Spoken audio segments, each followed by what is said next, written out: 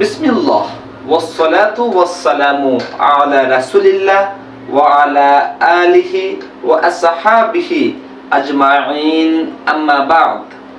সুপ্রিয় দর্শক, কাছে এবং দূরে যে যেখান থেকে আমার ভিডিও দেখতেছেন, সবাইকে মুবারকবাদ।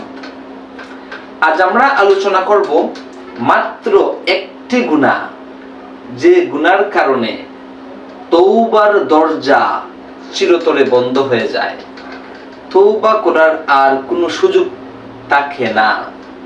সেই গুনাহটা সম্পর্কে আমরা আজ জানব।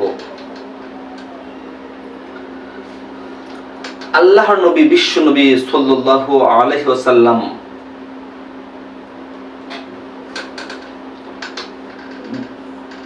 গুনার মাফের জন্য অনেকগুলা পদ্ধতি আমাদেরকে বলেছেন। বিশেষ করে আমরা যদি আল্লাহর কোনো হুকুম লঙ্ঘন করি, আল্লাহর কোনো হক নষ্ট করি, বিশ্বনবী সাল্লাল্লাহু আলাইহি ওয়াসাল্লাম বলেছেন, তোমরা ভালো ভালো কাজ করবে, সেই ভালো ভালো কাজ করার উসিলায় আল্লাহ পাক রব্বুল আলামিন তোমাদের অনেক গুনাহ মাফ করে দিবেন। অথবা তোমরা যদি আল্লাহর হক নষ্ট করো, তাহলে যদি তোমরা তওবা করো অন্তর থেকে, তাহলে আল্লাহ রাব্বুল আলামিন আল্লাহর হক, যত বড়ই হক তোমরা নষ্ট করো, যদি তওবা করো, তাহলে আল্লাহ রাব্বুল আলামিন তোমাদের মাফ করে দিবেন। কিন্তু একটা গুনাহ আছে, যে গুনার জন্য, যে গুনাহ করার কারণে আপনি আল্লাহর কাছে একবার নয় 100 বার তওবা করলেও আল্লাহ আপনাকে মাফ করবেন না। সেই গুনাহ হচ্ছে বান্দার হক। বিশ্বনবী সাল্লাল্লাহু আলাইহি ওয়াসাল্লাম অগণিত হাদিসে এই কথা বলেছেন, এবং উলামায়ে কেরাম এই হাদিস থেকে যে শিক্ষা দিয়েছেন আমাদের, তা হলো বান্দার হক আল্লাহ মাফ করেন না। কেন মাফ করেন না? কারণ হচ্ছে বান্দার হক নষ্ট করেছে।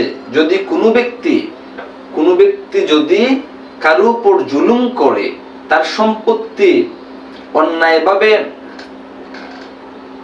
গ্রহণ করে, তার উপর যদি জুলুম করে, তার হক, তার পাওনা সম্পত্তি, তার অধিকার যদি তাকে না দেয়,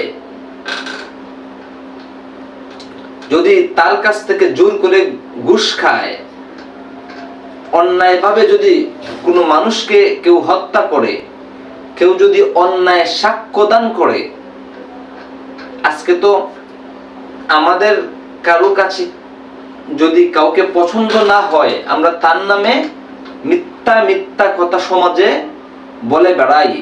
বিশ্বনবী সাল্লাল্লাহু আলাইহি ওয়াসাল্লাম বলেছেন, এটা অনেক বড় বান্দার হক। একটা মানুষ, সে এই অন্যায় কাজটি করেনি, অথচ তার নাম দিয়ে তুমি যে অন্যায় কাজটার কথা সমাজে বলে বেড়ালে, এই জন্য ওই ব্যক্তির কাছ থেকে তোমাকে ক্ষমা নিতে হবে।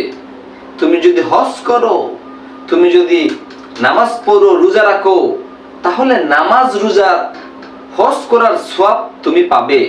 কিন্তু কোনো ব্যক্তির নামে যদি মিথ্যা কথা সমাজে বলে বেড়াও, মিথ্যা অপবাদ দাও, তাহলে সেই গুনাহ আল্লাহ রাব্বুল আলামিন কখনো মাফ করবেন না, যতক্ষণ পর্যন্ত যেই ব্যক্তির নামে মিথ্যা কথা বলে বেড়ানো হয়েছে সমাজে, ওই ব্যক্তির কাছ থেকে ক্ষমা নেওয়া না হয়। আল্লাহু আকবার! কত বড় ভয়ঙ্কর পাপ। অর্থাৎ কথার কথা, আপনি আমার নামে মিথ্যা কথা সমাজে বলে বেরিয়েছেন, আপনি সমাজে প্রচার করেছেন যে আমি এই কাজটি করেছি, অথচ বাস্তবে আমি এই কাজ করিনি। তাহলে আপনি আমার নামে মিথ্যা অপবাদ দিয়েছেন।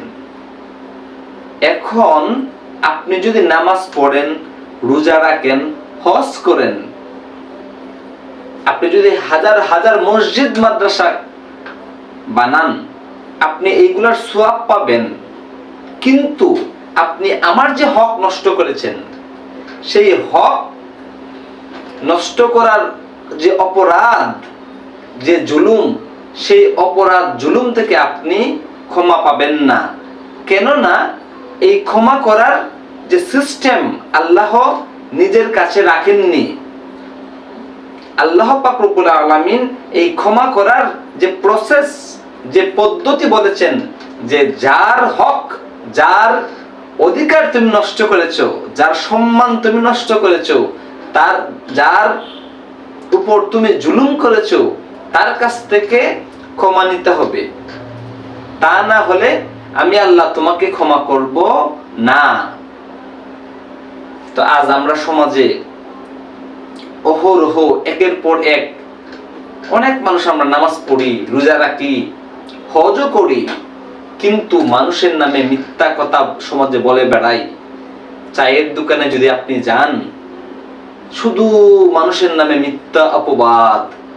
অথচ অনেক সময় দেখা যায় লোকটা এই পাপের কথা জানেই না, অথচ তার নাম যোগ করে আমরা মিথ্যা মিথ্যা কথা বলি। আমরা মনে করি এটা তো সামান্য কথা, এই সামান্য কথা কি আর হবে। বিশ্বনবী সাল্লাল্লাহু আলাইহি ওয়াসাল্লাম বলেছেন, বেনামাজি এক সময় আল্লাহর কাছ থেকে ক্ষমা পাবে, রোজাদার যে রোজা রাখেনি সেও আল্লাহর কাছ থেকে এক সময় ক্ষমা পাবে, যে হজ করেনি সেও ক্ষমা পাবে। কিন্তু যে মানুষের নামে মিথ্যা মিথ্যা কথা সমাজে বলেছে, সমাজে প্রচার করেছে, মানুষের প্রতি জুলুম করেছে, আল্লাহ রাব্বুল আলামিনের হাবিব সাল্লাল্লাহু আলাইহি ওয়াসাল্লাম বলেন, শাস্তি না দেওয়ার আগ পর্যন্ত, জাহান্নামে হাজার হাজার বছর না থাকার আগ পর্যন্ত তাকে মাফ করা হবে না। কারণ আল্লাহ পাক রব্বুল আলামিন হচ্ছেন ন্যায় বিচারক। উনি অন্যায়কারী যতই আমল করুক, অন্যায়কারীকে তার জুলুমের শাস্তি না দেওয়ার আগ পর্যন্ত মাফ করবেন না। সুতরাং আমরা আল্লাহর হক, নামাজ রোজাকে অবশ্যই গুরুত্ব দিব, তার থেকেও দ্বিগুণ তিনগুণ গুরুত্ব দিব বান্দার হককে। কারণ আল্লাহর হক পালন না করলেও আল্লাহ মাফ করেন, কিন্তু বান্দার হক শাস্তি না দেওয়ার আগ পর্যন্ত আল্লাহ মাফ করেন না। সুতরাং আমরা সবাই বান্দার হকের বিষয়ে সচেতন হব। আর